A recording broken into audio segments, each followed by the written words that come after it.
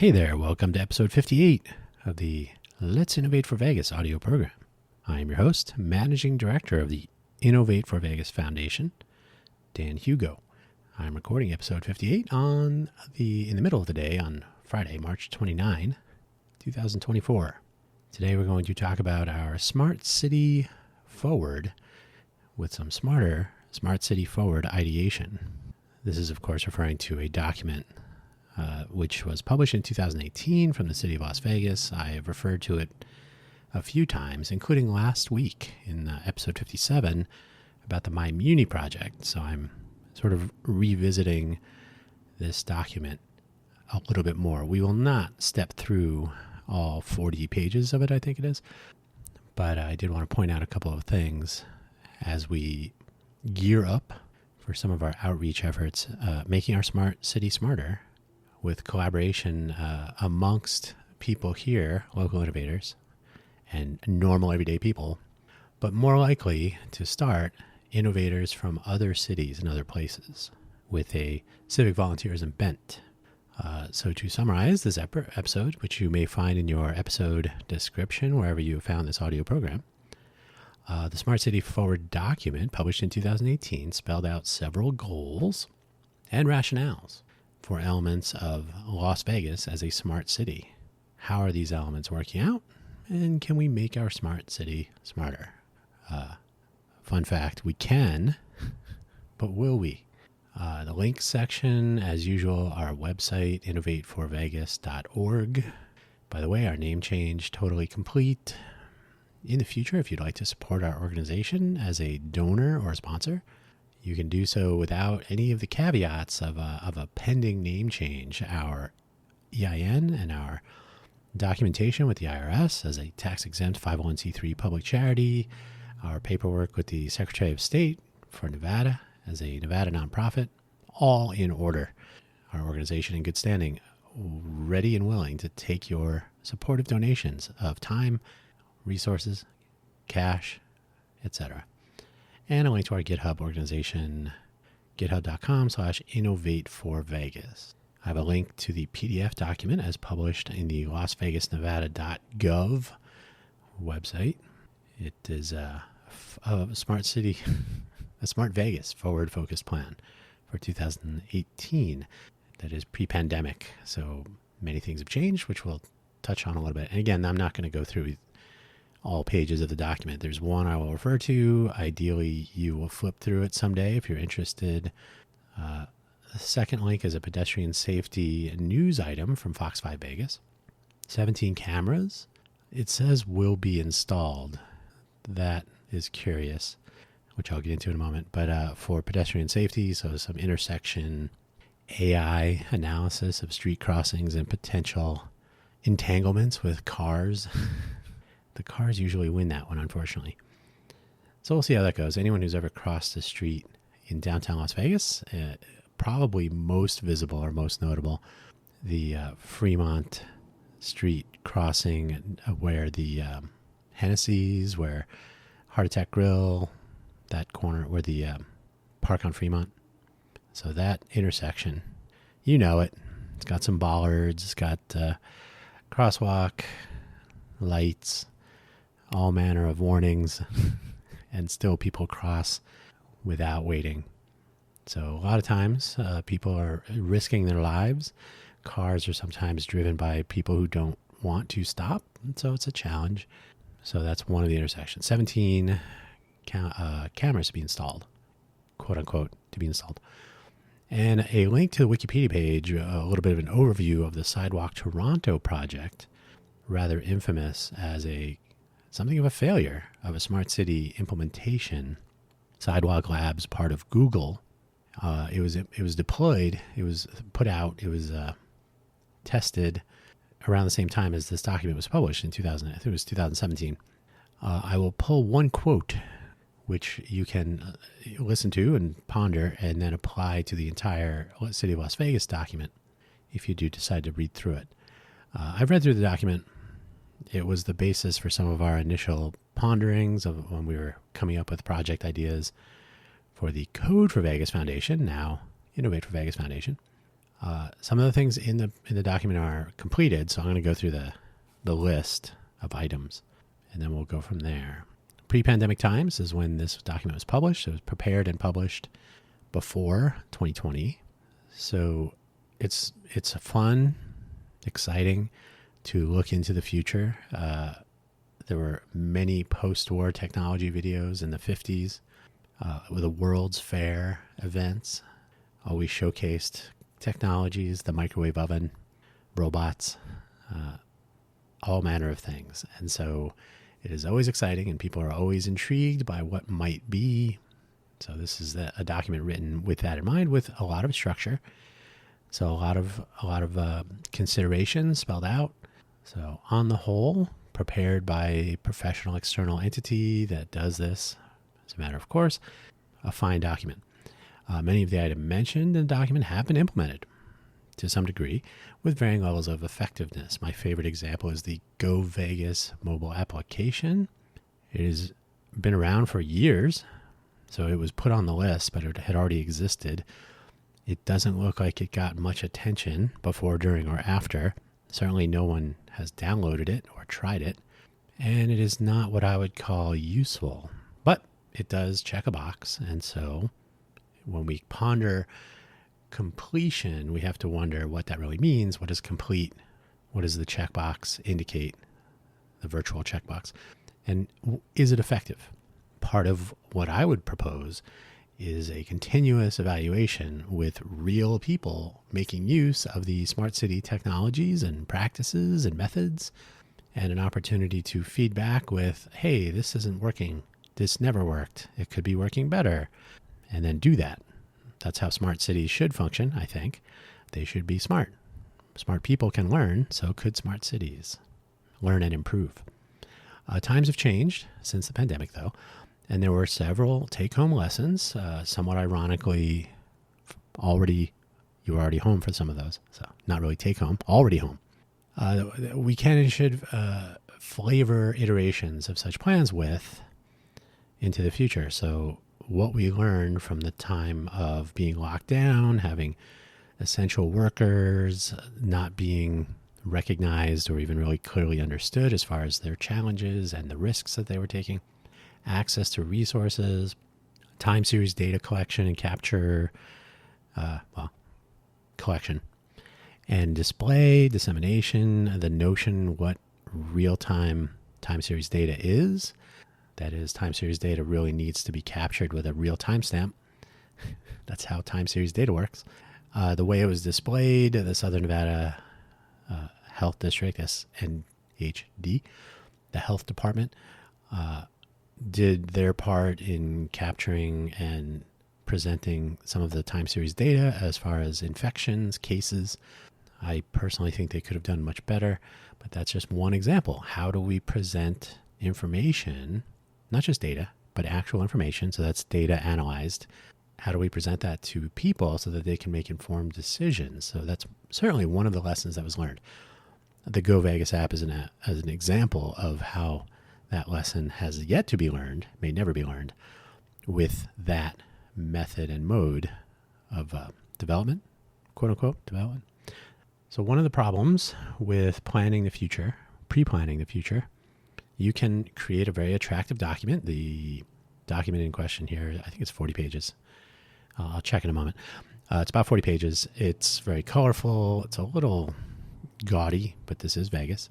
Charts, graphs, colorful text, icons, imagery. Very nice. City scale thinking. It's visible and typical. It's you're thinking about hundreds of thousands of people. This is a City of Las Vegas document, so the population of Las Vegas at the time was probably under 500,000. I didn't check, but it's been growing over the last decade, almost a decade.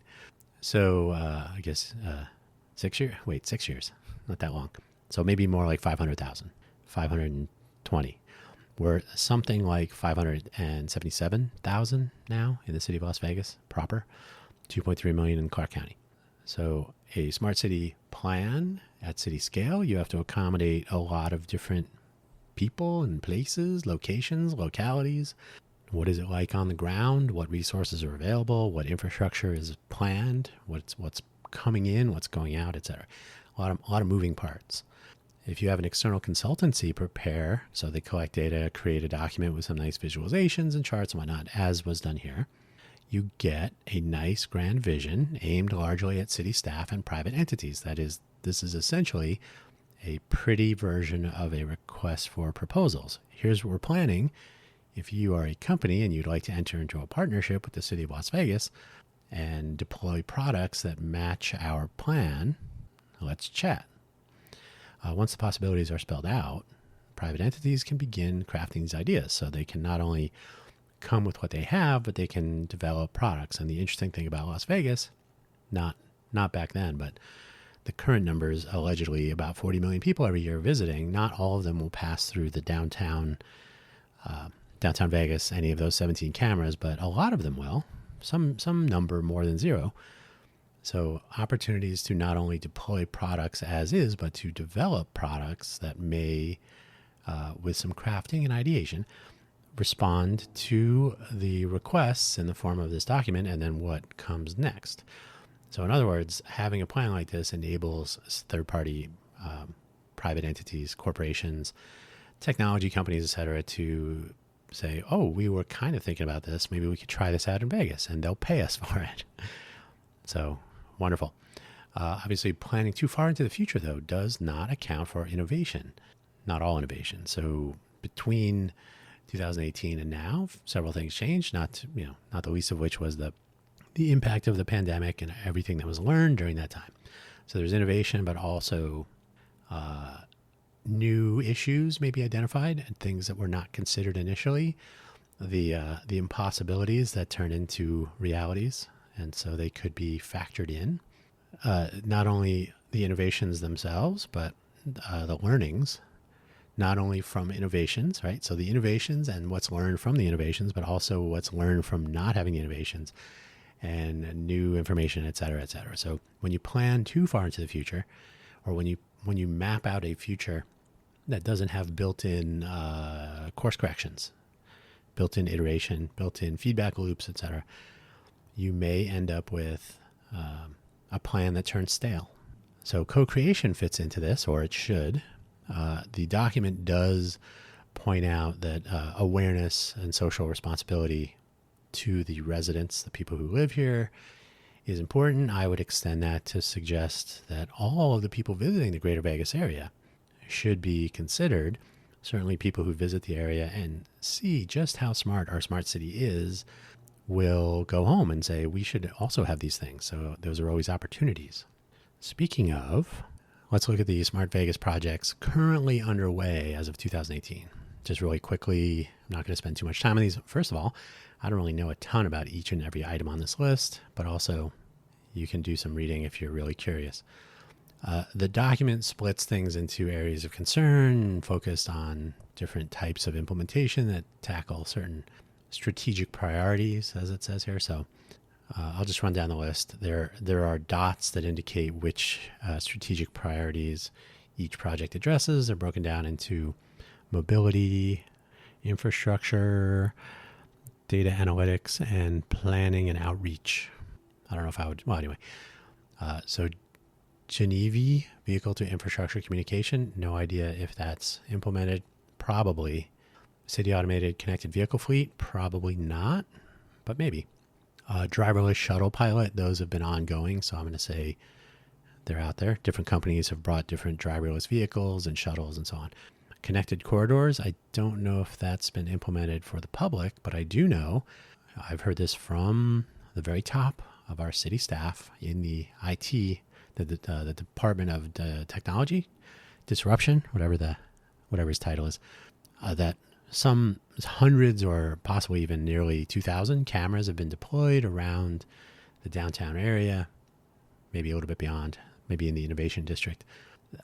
Connected corridors, they do take pictures of vehicles and their license plates entering and exiting some sort of bounded area downtown in the interest of safety, public safety, crime avoidance, crime deterrence, etc. So maybe that's what a connected corridor is. Connected bicycle pilot, I don't I doubt very much that that's rolled out completely, although the Regional Transit Commission does have a bicycle, a rentable bicycle program that is actually quite popular. So that could be affiliated with that. Bike share, as it says, in collaboration with RTC. So if those bicycles are connected, which I believe they are in some way, I think you can always figure out where the bicycles are for the purposes of balancing their availability and so on. So we will suggest that those are sort of implemented. Sensor deployment for infrastructure, probably a variety of different types of sensors and types of deployments. I was the public meeting where the cameras were discussed, the hundreds, maybe over 1,000. I think it was something like 1,200 cameras, I think. Same meeting, they were talking about sensor deployments, how they would be deployed, and so on. So wireless network, same thing. There is the Go Vegas downtown municipal wireless network. There is private cell phone networks that are being deployed as well, connecting city services, first response, etc. So wireless networks, yes. Sensor networking, maybe. So sensor deployment, wireless network, sensor networking, maybe. Alternative fuel charging, maybe. Smart metering. I haven't seen a lot of evidence of that broadly. I am familiar with smart metering. If you aren't, they deployed these in Silicon Valley during the rolling blackout days. So smart meters became a real thing. One of the secret desires was to be able to turn off people's air conditioners when the grid was overloaded. But smart metering, I don't know how far that's come. Smart street design, I doubt that very much. Certainly we have a lot of construction. Security upgrades, that's sort of nebulous. That could be anything. In the data analytics section, video analytics, well, that's the smart intersection stuff. There is a company called Sensor AI that has, I believe, one employee in the city of Las Vegas based in the Innovation Center downtown. And that's one of the things they do is video analytics. Fleet monitoring, who knows? Sound detection, crime prevention. The Shot Spotter, now 2018, that was before the country's largest mass shooting at the Mandalay Bay. Unfortunate situation, obviously. Shot Spotter was installed downtown for detection and isolation of gunshots. So I know someone that used to work at that company, for what it's worth. So that has been deployed. I don't know how successful it's been, but it's out there. System-wide monitoring and analysis. So that's fairly nebulous. Checkbox, I guess. We got it. Air quality, environmental analysis. Who knows? There's always, air quality has always been something that the National Weather Service and other meteorological analysis has sort of been ongoing. So I don't know if air quality, environmental analysis should be in this document. And on the planning and outreach, whatever that really means, downtown loop kiosks. Those have been around forever. So the small downtown loop buses that run around in a one direction loop, Mob Museum all the way down to the Strat. Kiosks indicate approximately when the next loop shuttle will arrive. They are not always accurate, but they are there. Wayfinding, I don't believe that that's actually been deployed. That would help people wander around the city of Las Vegas, probably downtown. The Go Vegas app, I already mentioned. It's awful. The Go Vegas streaming, I don't know if that is a reference to the wireless network, the municipal Wi-Fi, which is also called Go Vegas. So that's deployed and it seems to work not unreasonably well. Amazon Alexa, that's pretty vague. I am not aware of any useful Amazon Alexa. I'm surprised it didn't come on. My Amazon products usually annoy me when I'm recording. So no real clear idea what that is. Apple TV channel, I cannot imagine that that's actually done or useful.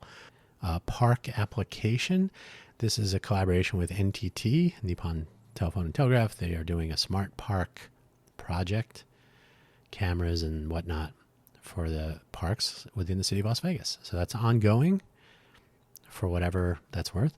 Participation in Consumer Electronics Show. If the 2024 show is any indication, that is abject failure. Complete and total disregard for participation in arguably the largest consumer-oriented show of this type in the country. I heard this from several people, employees of the city of Las Vegas. There was no plan. They didn't even know they needed badges. So day of the opening day. So big F on that one. Living Lab, I doubt very much that is of anything. US Ignite Smart Global Community. Gigabit, I'm sorry. US Ignite Smart Gigabit Community. Don't know what that is. Innovate Vegas portal. There is innovate.vegas, and that is attached to the International Innovation Center. It's where we used to have our hackathons each month. It is a website that is not often kept up to date. So there's some old information, there's some missing information, but it's a checkbox checked. UNLV Autonomous Vehicle Survey, who knows? Probably done, maybe not. Connect Home, what does that even mean? So this list of things is suitably vague, somewhat optimistic, but not really connected to anything other than being color-coded and corresponding to the different strategic priorities and different pillars of implementation. So generally speaking, not impressive. This smacks of a group of people sitting around with a whiteboard and writing down ideas and then seeing what was in progress and so on. This is a problem. So 48 pages total. This checklist is on page 17. If you are viewing it as a PDF document, it's on page 21 if you actually were to print out everything. So the cover material, the tables of contents, and so on make this page 21. But if you're looking at actual document pages with page numbers, this page does not have a page number, but it's page 17. All right, back to the notes.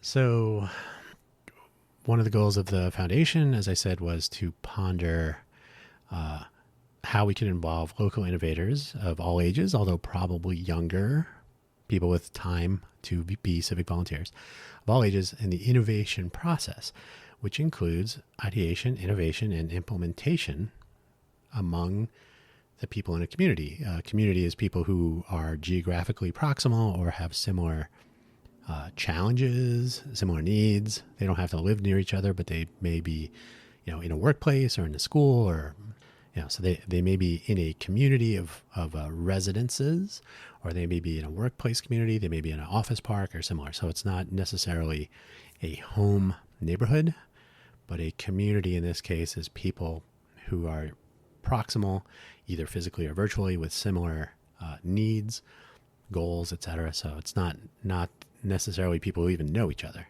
So the idea was to reach out and see what people really need. So the co-creation process in general, if you're designing something, you ask people who you hope will use what you're working on or developing, what they need, or what do you think of where we are so far? The example I always give is if you are ever cooking something, you ever bake some cookies and you, hey, taste this. You take the spatula or the mixing blades. Hey kids, you want some cookie dough kind of thing. So you taste it ahead of time. If you taste what you're preparing along the way, if you ask someone, hey, taste this, what do you think? Does it need more seasoning, etc.? This is co-creation. Presumably the people that are tasting along the way will ultimately end up joining in on the meal. So if they're able to provide some feedback during, might even include menu planning, right? So the co-creation process includes the people you are aiming at, and you yourself might be one of those people. So co-creation process, I don't believe there was a co-creation process involved in document preparation. In this case, I wasn't there. I didn't really participate. I moved. They were probably preparing this in 2016, 17. So I had moved to Vegas in 2014, and in 2013, technically. August 2013, started work at Intel in 2014. So I was mostly gone, traveling the world as a Maker Innovator Group employee at the time. So during the preparation of this document, I can only hope that they were reaching out to people. Something tells me they were not. Including the user in the process is something that more and more designers and builders are doing. They're exploring this to make their products better. They're more effective solutions that actually work for their users because you listen to them ahead of time. What do you need? That's what we will build. These people are often customers, and happy customers are often a good thing.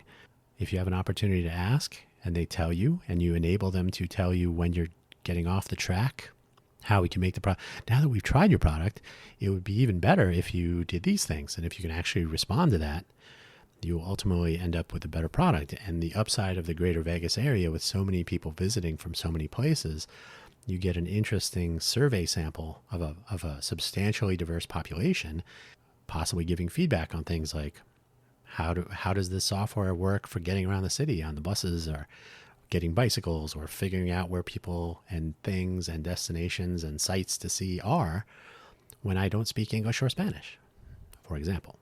One problem with forward-looking documents, so this document was a future forward, right? So they're planning into the future. They take they set a series of ideas in motion without allowing for mid-course corrections. So that whole entire checklist I mentioned, Amazon Alexa, what is that? Well, nothing really came of it.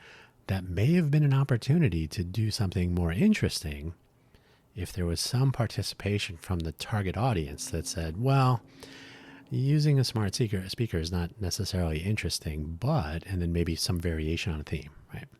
What do we actually want to accomplish? Because we want to respond to what you actually need. What would make our smart city smarter for you who live here and you who visit here? What can we do with what we learn from you so that together we end up with a smarter smart city? And hey, by the way, the people that participate, the companies, the individuals, the inventors, the designers, etc., the people that participate in this process will ultimately end up with better products and technologies and innovation that can make an appearance in other places, because we have cooperated, we have co-created with a vast swath of the human experience and people who live it when they visit. One problem then with this is if you don't have that co-creation feedback loop, you may end up wandering around down paths that you planned years ago before pandemics, and you end up with things that don't really work. The Go Vegas application, I suggest if you are curious that you install it on your mobile device. I don't believe there's a web version. You will find it's easily removed from your device shortly after testing it out. Not inspired in any way, but it checks a box. What if we identify goals and paths? That is, what do we want to accomplish and how do we intend to get there? When you have a forward-looking plan, such as this document details, and it's developed by external entities, which this was, I'm sure there was participation from city council and city staff. But as is so often the case, you procure this effort from some external entity that makes a bid and gets paid, etc., etc. The inherent lack of connection to reality on the ground. That is, you may even talk to focus groups, you may actually reach out to the community, but you're going to get the people that want to participate in those things are not necessarily the same people who face certain challenges because, I got to get to work. I got to get to school. I don't have time to sit in a meeting that I have a feeling won't lead anywhere. Cynical, we are. So geographically proximal people may have issues in their neighborhood or in wherever they work, in their work neighborhood, where they go to school, etc. Groups with similar goals and challenges and collaboration, that is, they end up with similar challenges and they talk about them. It doesn't even have to be geographically proximal. They may be people waiting at bus stops, or maybe people who participate in sports or shopping, and they go, oh man, it'd be nice if this, or I wish this were better. So they end up collaborating casually, ad hoc. How do you capture that stuff? Well, you give people opportunities to provide feedback in useful ways in situ, like when they're encountering these problems. So that's one idea. See Click Fix is a notion. It's another third-party implementation of a problem reporting platform. It is owned by a third party. You can report a derelict vehicle or various problems, and they are captured, and they can be you can see an aging report, you can see which things have been fixed and whatnot. So these have been deployed in the interim. So there is a C-Click fix for the Clark County and more recently for the city of Las Vegas. It's an interesting idea. How do I tell you about something that needs to be implemented, that it doesn't need to be fixed? It's just not there. There's a problem. I have to describe it in some way. It may not fit the bill, may not fit the template that they have in place. One of the problems you run into there is, well, who's going to tackle this? I'm going to present you with an idea that doesn't fit any of the categories here. Is it ever going to see the light of day? Is it ever going to get attention? Who knows? So part of being a smart city, and if you implement a co-creation model, is you empower the people in said smart city to participate in the co-creation process such that their efforts will be recognized. They'll be a part of the process. They won't be a buzzing fly that gets swatted away. They will actually be a valued part of the iteration process. Deploying cameras for pedestrian safety has a certain obviousness to it. If you make the cameras visible, or if you publicize it, as is the case, so I linked to the Fox news story. Oh, okay, they're putting cameras up to be more safe. Okay, so they're putting them downtown. Well, what if you live somewhere outside of the 17 camera test area? And you say, well, geez, I've been hit by a car over in this area, in this residential area. I myself, as a pedestrian, it hasn't been as common recently, but I've almost been hit by cars like on a weekly basis because people don't pay attention. They don't observe or respect traffic signals, walk signs. They don't, especially if they're turning left and I am in their destination region in the crosswalk, crossing legally. They don't look, so they will power through, especially if they weren't stopped at the light, but are flying through the intersection to make that left turn. More than several occasions, nearly ending this audio program early. So safety cameras are interesting. They're highly visible as a project. Could they be more effectively deployed elsewhere? Or is downtown deployment more popular, easier to provide press coverage, a little bit higher profile? As I think I mentioned, we learned from the city describing how there's actually hundreds of cameras deployed downtown. So if there are already cameras downtown, one must wonder, what are they doing with them? You've probably, if you're in the Vegas area, you've probably seen or heard about various crimes, some shootings. Actually, some people were killed in an intersection downtown a few months ago. Surely there was already video of that. So some of this, I suspect, might be publicizing things that are already deployed, but hard to say. Is this what people want or expect, though? Maybe, couched as an experiment, this may be popular or it may be exciting. Ooh, look, we're putting artificial intelligence in cameras for crosswalks. Okay. What about the dozens, maybe hundreds of unsafe intersections spread around the city of Las Vegas? As I've described, I've almost been hit several times in multiple locations. I don't even know if they know who I am. Maybe my chances would be even greater of being hit if they knew. And this is only the city of Las Vegas. The greater Vegas area might be even more interesting. LVMPD has identified unsafe intersections. I want to say they picked the dozen or so of the least safe. Unfortunately, they looked at vehicle collisions, not necessarily vehicle pedestrian interactions or vehicle bicyclist or bicyclist pedestrian, etc. So what constitutes an unsafe intersection? Good question. The pedestrian safety it's an issue that's sort of automatically appreciated, but was it put to a vote or placed in a public survey of some sort, especially a rolling survey? So we always have a feeling. I've talked about this as part of the My Muni project would be sort of a continuous introspection, like what's going on, what needs attention, etc., so that we know where intersection safety ranks in the public perception, in the public sphere.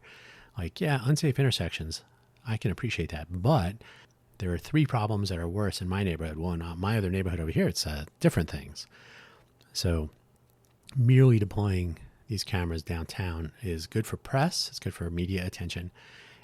They're putting these in service in an area, in a geographical area where there already are hundreds of cameras deployed for security. There's actually a monitoring center in the Innovation Center downtown with a bunch of video monitors. I think it's still there. I don't know if that was a temporary deployment, but it showed various cameras pointing at various things, everything from the showgirl welcome to Vegas sign that's closer to downtown, not the famous one near the airport, but on Las Vegas Boulevard, but another one with the showgirl and some other installations with lighting and so on near the stratosphere.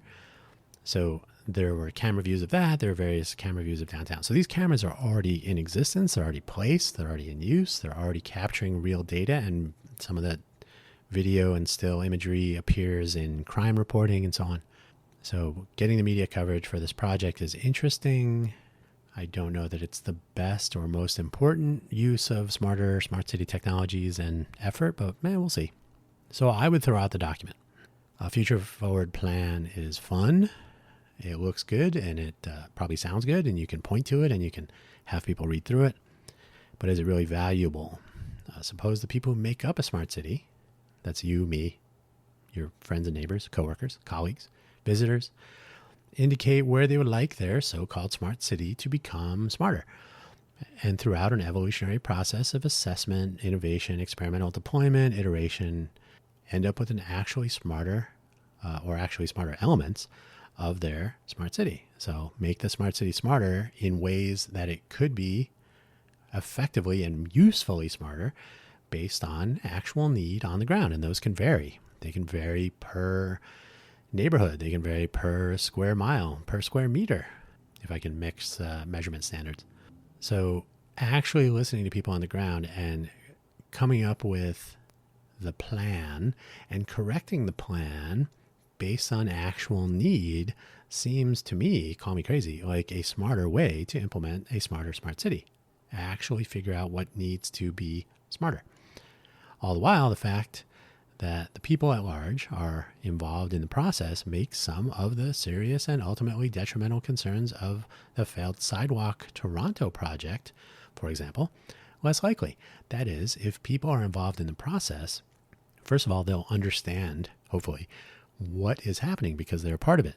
They won't be surprised to learn that, there's 500 cameras pointing at me whenever I walk down Fremont? It might be 500, might be more. There won't be the confused notion of like, wait, my personal data is being taken and sold to Google and I have no say in that.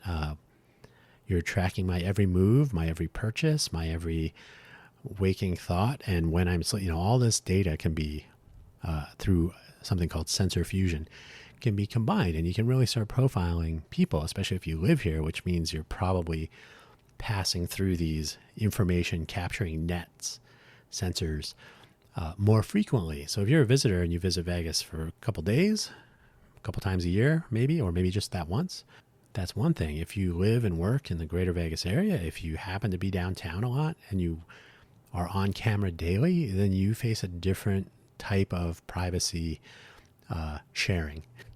And it's something to be aware of. And a lot of people who are not involved, or if the process is not transparent or interactive with the people who live here, then you have no idea. You may be surprised and you may be disappointed. I'm going to quote it's in the Wikipedia article. The tale of Sidewalk Toronto is interesting in and of itself. The process that they went through the community outreach. So they did try to involve people, but when you do focus groups, I don't think they're as good.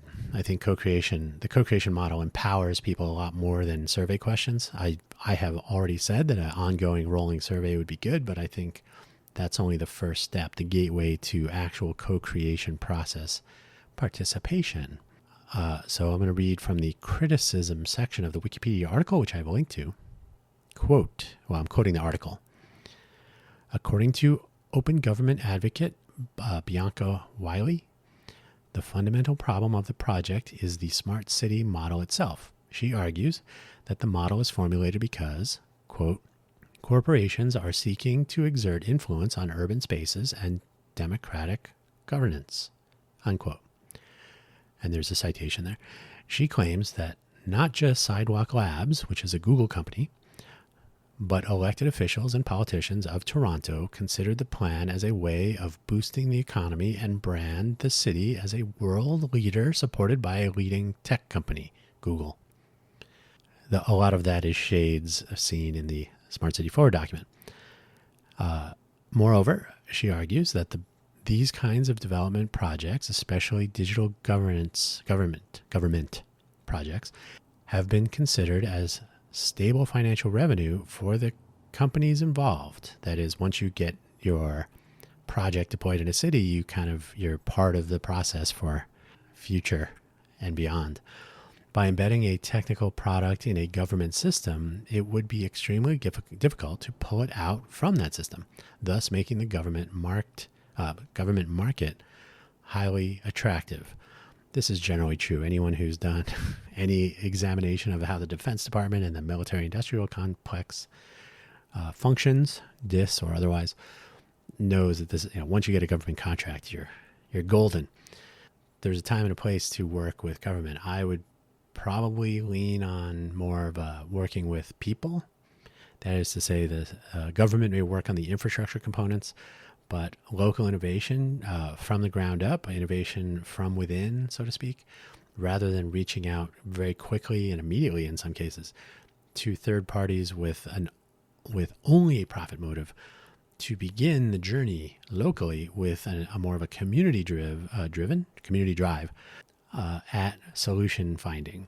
If you want to be an innovation hub, for example, which the Greater Vegas area desperately wants to, why not start by identifying problems through collaborative ideation, trying to solve those problems with collaborative local innovation, testing out those solutions with collaborative local implementation, and seeing how those solutions might work with other solutions, not only here but elsewhere, with collaborative integration. These are all part of our purpose statement for the Innovate for Vegas Foundation. Excuse me, to ideate, innovate, and implement, to enable and encourage ideation, implementation, and to enable and encourage ideation, innovation, and implementation to make our communities better. Suitably vague, but also extremely flexible. And we want to encourage those things with local innovators, not third parties, civic volunteers who care, who are powered, if you will, by a desire to make their communities better, the people around them, their own lives, the lives of their families, friends, loved ones, colleagues, neighbors, etc. So third-party documents, third-party efforts, government, closed-door meetings, profit motives, these don't go well. So the Sidewalk Toronto project is worth looking into if you are interested in smart cities in general. I think calling it a failure would be generous. So ideate, innovate, and implement. As I said, these are explicit plans and methodology. They're in our purpose statement, which is filed with the state and the IRS. By including real people in a co-creation model, we can determine what works and what does not. Ponder solutions. Then try those solutions. Determine whether they actually work, including what the use of the term works actually means. If you let an external entity, contractors, consultancies, decide what it means when something works, then people on the ground are often left scratching their heads and complaining on Nextdoor, Snapchat, etc., TikTok. So if you include people in the process and you involve them throughout, you're not leaving it to chance. And if somebody says, well, I know we said that this is what it would mean to fix this problem, but what I have found in trying out our solution is that we need to change two things. And then you do that and you try it again. And ultimately your communities become better by being a part of solving problems that actually affect them directly. The use of technologies to coordinate fleet vehicles for the city, I'm sure that's very exciting for public works or other city facilities. Were they involved? Did you ask the people that use the vehicles what they need, etc.?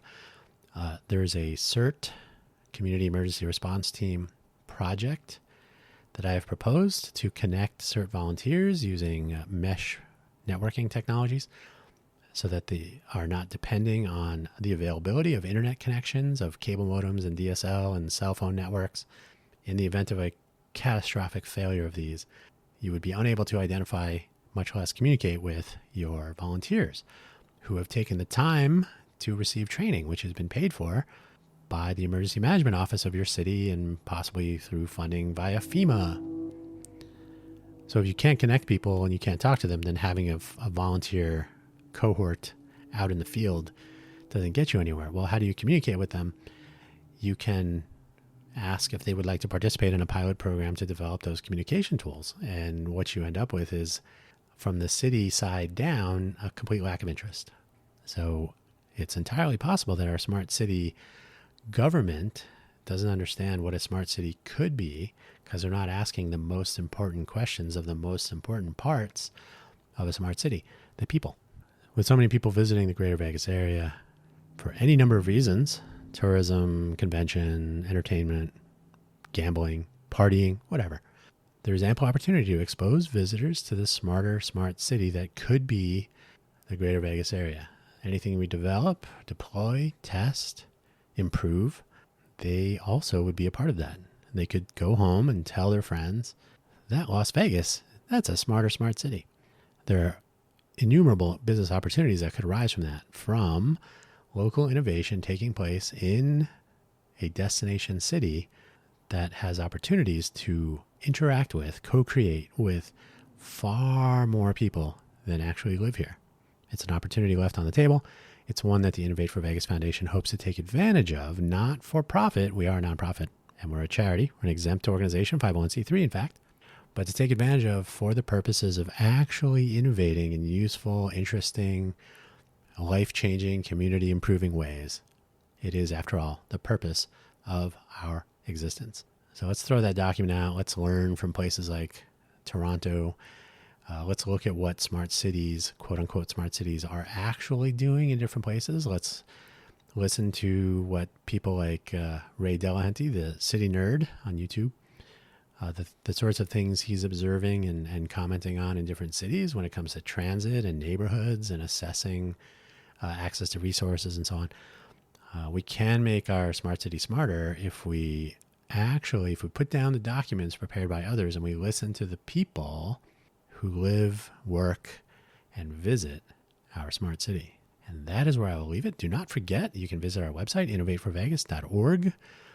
We are due for a nice overhaul of our web presence now that we went through the administrative changes, which will make donations easier. The My Muni project will figure heavily into some of our online project presentations. The sharing of information is an important part of a smarter smart city. So that's the place where we can begin most effectively and most cheaply until such time as we engage with more people who would like to throw some money, time, resources, expertise, attention behind our efforts as we grow under our new banner, Innovate for Vegas. Thank you so much for listening. As always, do subscribe, do tell your friends, do consider participating, especially once we get our outreach going for our continuous introspection. What works, what doesn't in our smart city to make it smarter. Thank you. Until next time.